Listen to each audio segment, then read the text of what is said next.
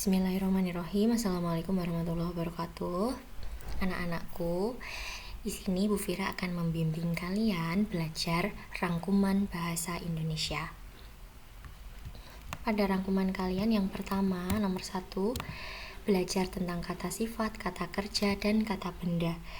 Kata sifat sudah pernah kita pelajari sebelumnya. Kata sifat itu artinya dia menjelaskan, menerangkan sifatnya manusia atau benda. Nih ya, menjelaskan sifatnya benda atau manusia. Contohnya gimana? Contohnya gugup, cantik, sehat, gemuk, kurus, subur, tandus, warna biru juga bisa, merah. Ini juga merupakan kata sifat. Jadi dia menerangkan benda atau manusia. Kemudian yang kedua ada kata kerja. Kata kerja sesuai dengan namanya, kerja.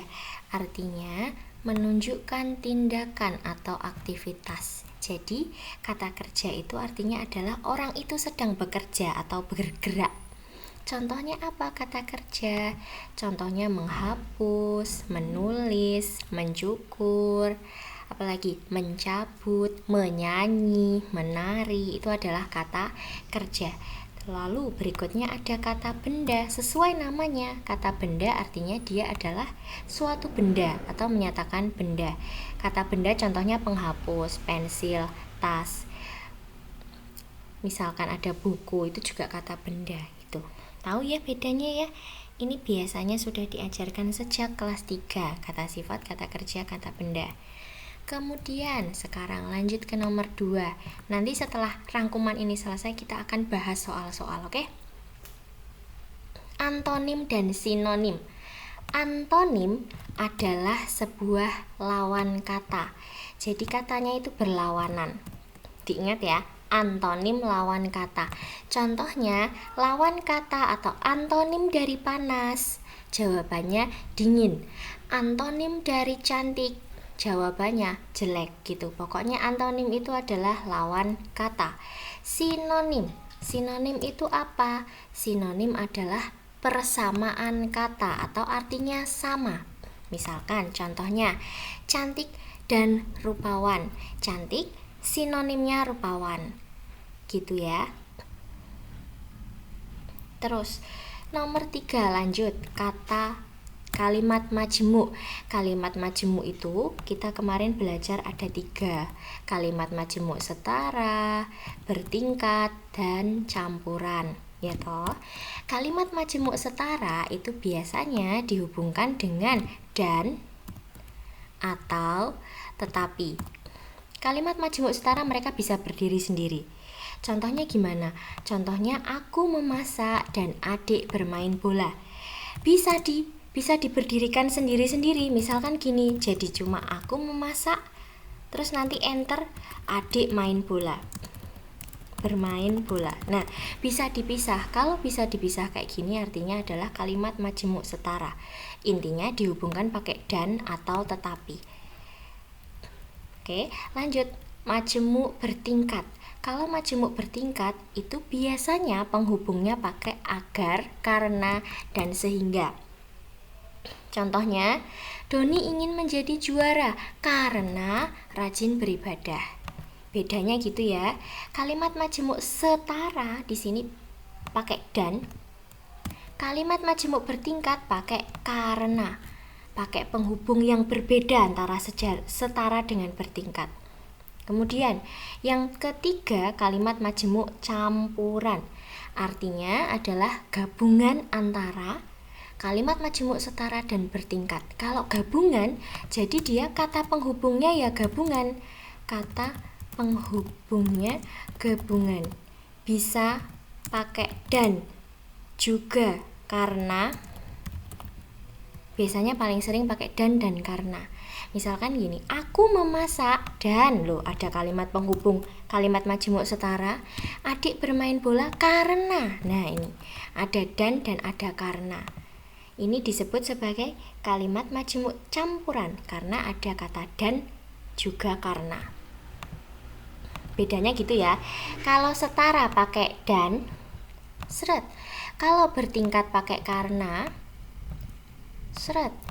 Kalau campuran pakai dan juga pakai karena. Gini. Gitu ya.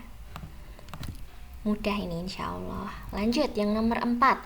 Kata imbuhan pe. Ini juga sudah kita pelajari. Kata imbuhan pe di sini biasanya gini. Misalkan pe ditambah dengan tulis menjadi penulis. Jadi dia berupa apa? Berupa suatu pekerjaan. Pe ditambah dengan pukul. Jadinya apa? Pemukul. Pe ditambah dengan syair. Jadinya apa? Penyair gitu. Lanjut tes deskripsi. Tes deskripsi itu adalah, ini ada juga di pelajaran bahasa Jawa. Teks yang menggambarkan suatu objek dengan detail. Sehingga pembicara atau sehingga pembaca seolah melihat secara langsung. Contohnya adalah tentang kucing. Misalkan gini, judulnya kucing. Kemudian teksnya gini. Aku punya kucing.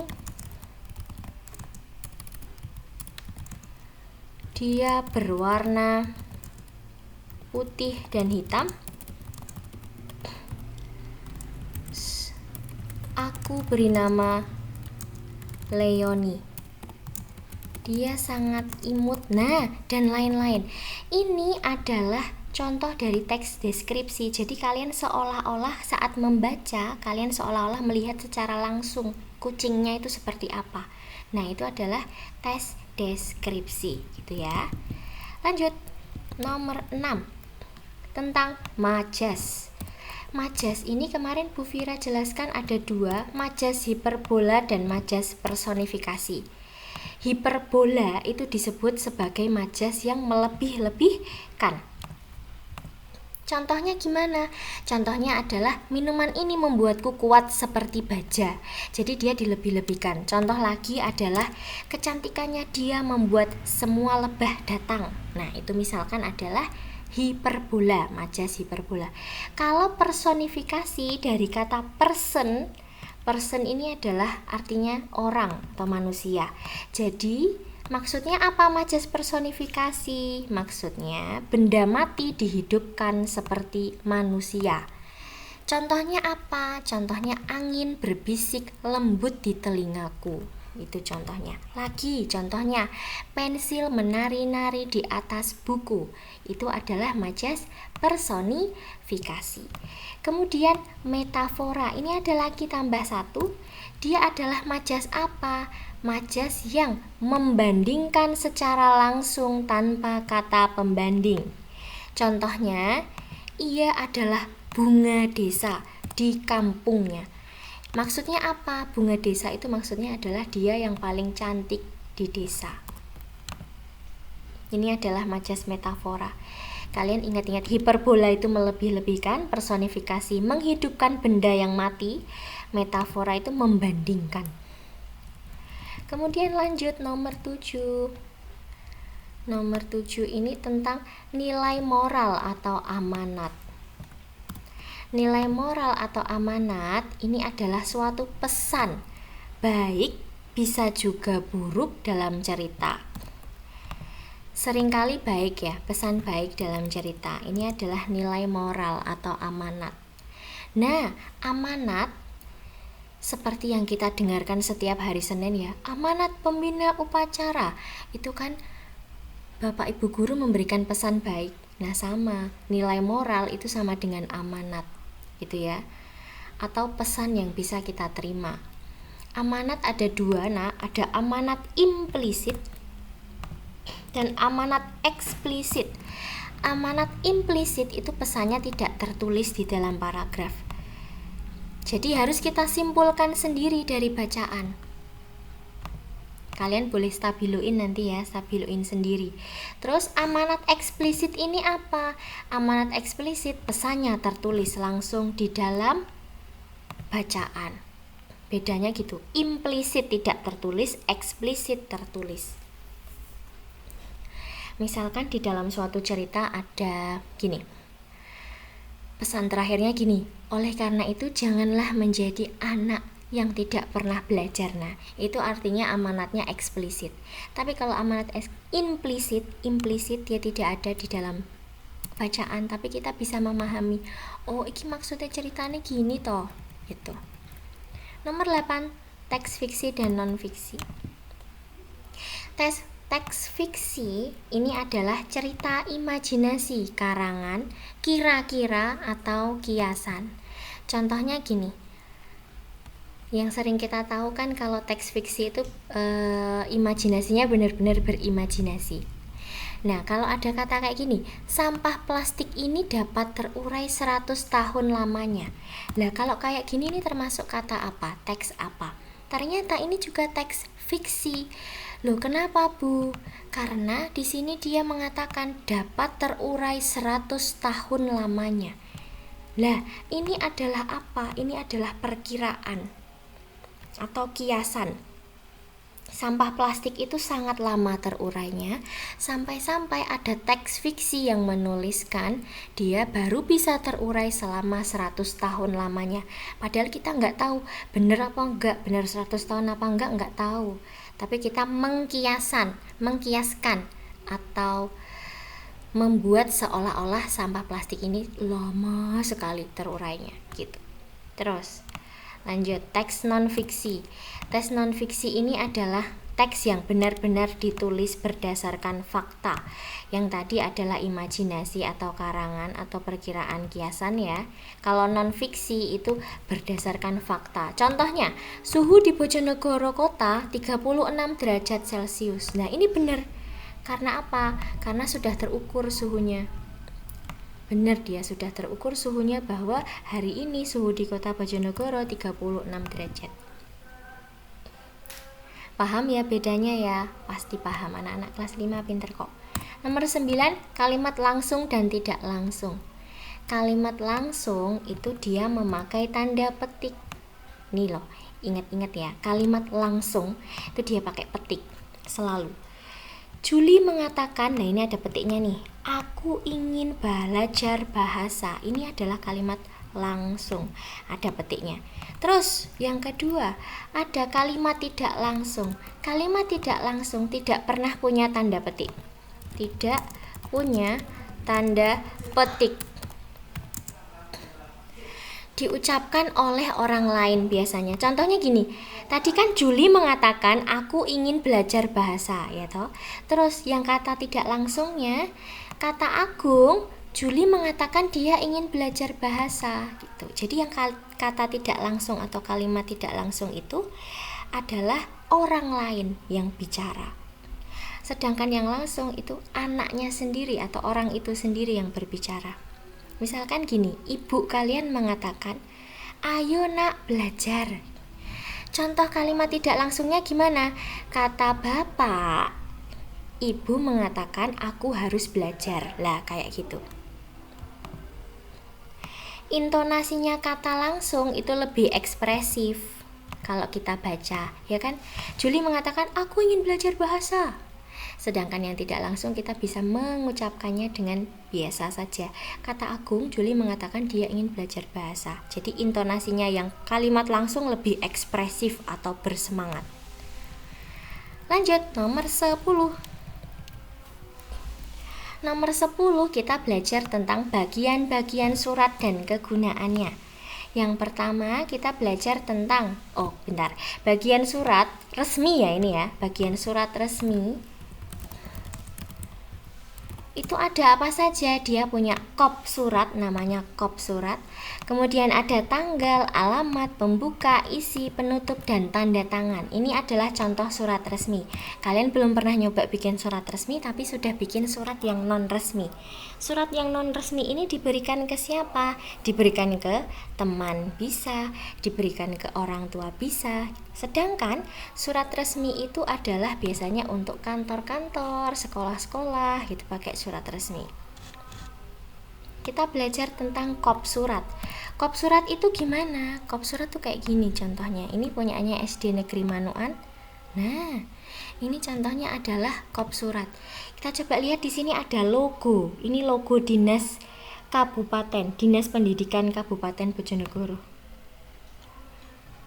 Terus di sini ada tulisannya Pemerintah Kabupaten Bojonegoro. Terus ada nama sekolahnya SD Negeri Manuan. Ada alamatnya Jalan Raja Wali Desa Manuan Gayam Bojonegoro. Ada judulnya Surat Keputusan Kepala Sekolah. Ada nomornya sekian. Ini disebut sebagai kop surat. Kop surat ini adalah menunjukkan nama, betul ada namanya ya, dari SD mana, kemudian ada alamatnya, betul ada alamatnya, ini alamatnya Jalan Raja Wali Desa Manuan Kecamatan Gayam. Ada logonya, betul di sini logonya nih. Kemudian ada kontak lembaga. Kontak lembaga itu apa toh? Kontak lembaga itu adalah nomor yang bisa dihubungi, sehingga penerima tahu surat itu berasal dari mana gitu. Tujuannya apa ada kop surat ini? Karena kop surat itu ada alamatnya, nomor telepon, email, atau website, sehingga tujuannya gimana? Tujuannya penerima bisa menghubungi pengirim dengan mudah. Sudah ada nomor teleponnya, sudah ada alamatnya. Jadi yang menerima surat bisa saja datang ke Jalan Raja Wali Desa Manuan Kecamatan Gayam gitu. Paham ya tentang kop surat ya? Lanjut. Yang nomor 11 adalah tentang teks prosedural atau biasa kita kenal dengan teks eksposisi. Ingat ya, teks prosedural atau teks eksposisi. Berisi apa? Berisi tujuan dan langkah-langkah melakukan sesuatu. Ini kan. Langkah-langkah melakukan sesuatu. Contohnya tutorial membuat nasi goreng. Berarti di dalam bacaan itu ya tutorialnya nasi goreng. Membuatnya gimana? Pertama, awalnya menyiapkan bahan, kemudian menyiapkan alatnya. Gitu. Itu adalah teks prosedural atau eksposisi. Yang nomor 12 ada ide pokok, deduktif, dan induktif. Ini kemarin sudah ya. Kita punya jembatan keledai, dewa, indukan. D itu deduktif, wa itu awal. Jadi deduktif itu adalah ide pokok yang ada di awal paragraf. Terus indukan, induktif itu adalah ide pokok di akhir paragraf. Gitu ya. Ide pokok itu ada dua, ada di awal paragraf dan ada di akhir paragraf. Kalau awal kita sebut dengan deduktif, kita singkat dewa, deduktif awal, kemudian induktif ada di akhir.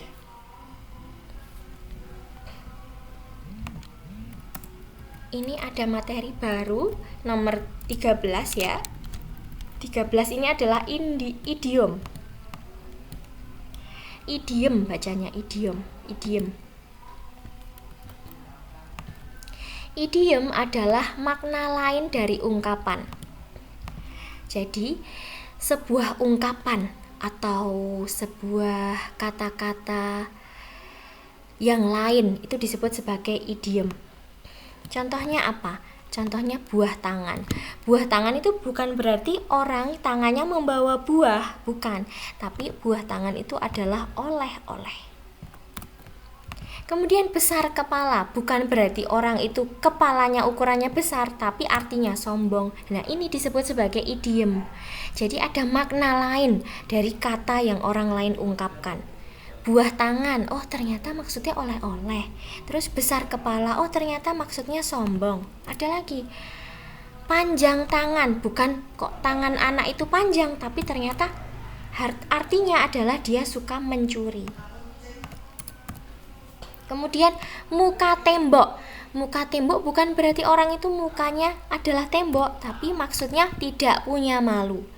Kemudian panjang usus. Panjang usus bukan berarti ususnya panjang, tapi maksudnya adalah sabar. Gitu. Itu adalah idiom. Materi baru tapi kalian insya Allah paham.